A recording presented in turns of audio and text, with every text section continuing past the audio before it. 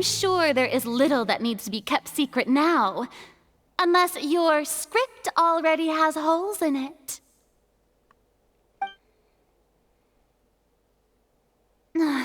The Outlander is speechless. My, oh my, don't they look flabbergasted? Now comes the infighting and discord, I suppose. This was almost too easy. Good thing I made all those preparations. Seems the all-nighter I pulled last night is really paying off. Hey, Linny! Why didn't you tell us this before? Order! Order! Mr. Linney, allow me to re-establish the facts. Lady Farina has raised 2 points. First, when the thud was heard in the Opera House, you were neither in the box nor the tunnel. Second, you and Ms. Lynette are both members of the House of the Hearth. Are these claims true?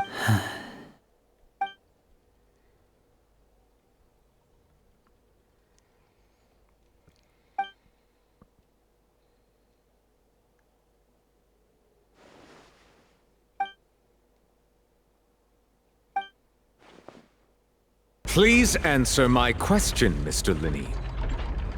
I'm sorry. Yes, they're true, Your Honor. I knew it! Well, that's it. We might as well move on to the sentencing already. What should we do now? Granted.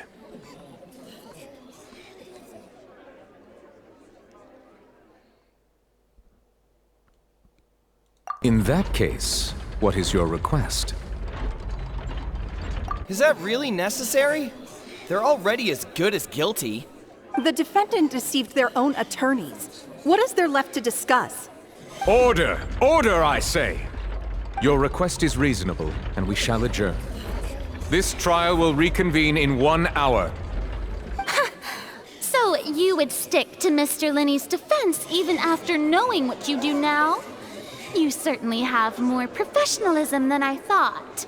In that case, my dear audience, let's allow the joy of victory to steep for a little while longer.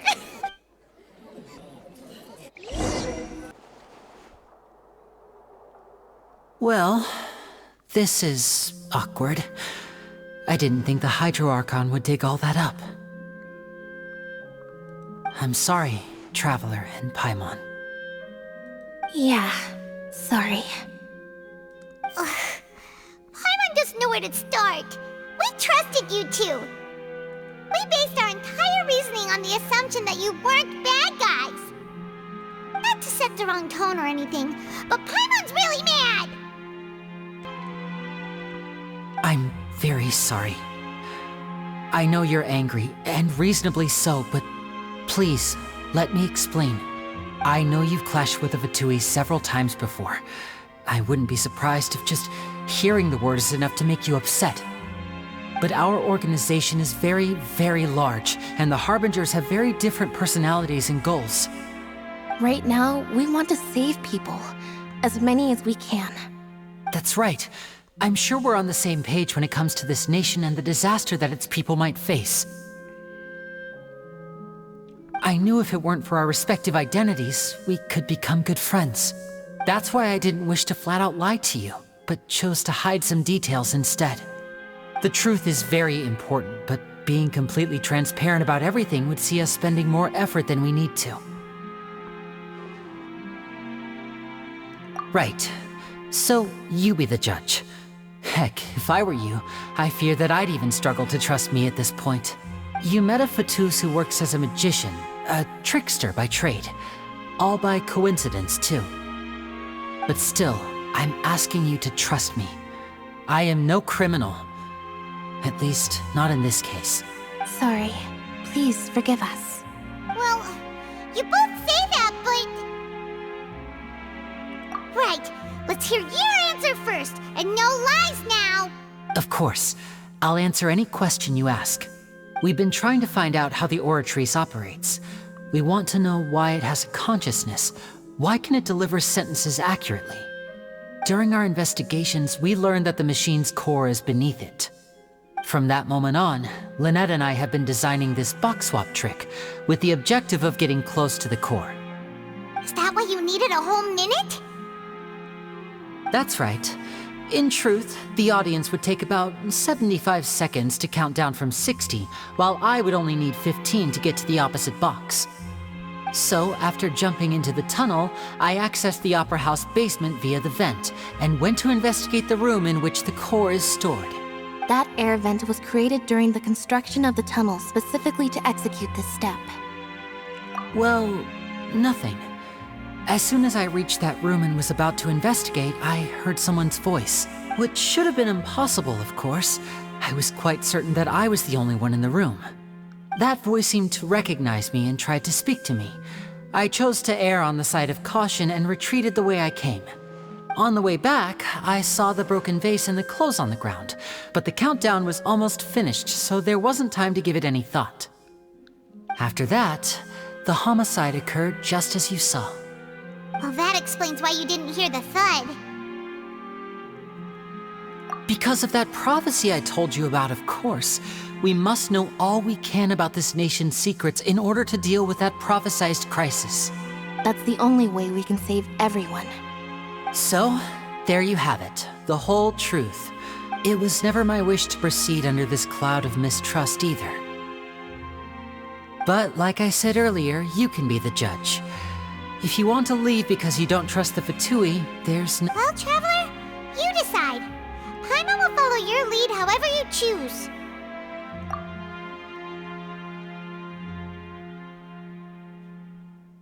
Okay, thank you. Thanks for giving us a chance. The current problem is that the scales are tipped pretty badly against you two. If we want to refute the Hydro Archon's accusations, we're gonna need a Huh? Oh, Paimon thinks she gets what you mean.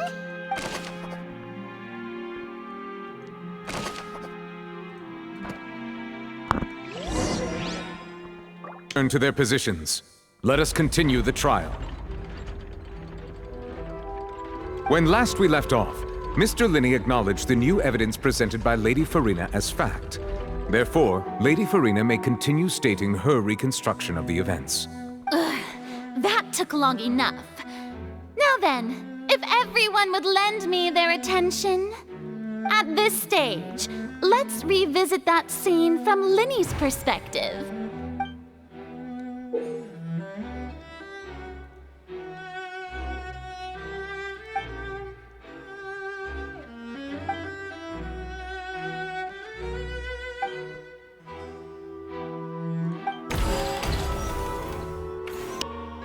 When the flatbed trolley passed, he opened the box and got into an altercation with Halsey, which caused the loud thud. He did not realize that this sound could be heard by everyone in the opera house, which is why he claimed earlier that he could not hear the sound. Finally, he used the vase to knock her out, before making her change clothes to prevent others from recognizing her. At this time, Cowell arrived in the tunnel, having heard that strange noise, and caught Linney red-handed. So Linney proceeded to knock him out too before stuffing him into that box. Afterward, Linney passed the unconscious Halsey to his accomplice through the magic box in the audience stands, before operating the devices such that Cowell's death would be ruled an accident. And there you have it. That's the truth behind what happened. Does the defendant's side have any objections to Lady Farina's description? The key to refuting Lady Farina is the order of events. Attention! Ace Detective Paimon has something to say! When the countdown started, Linney did indeed go into the tunnel.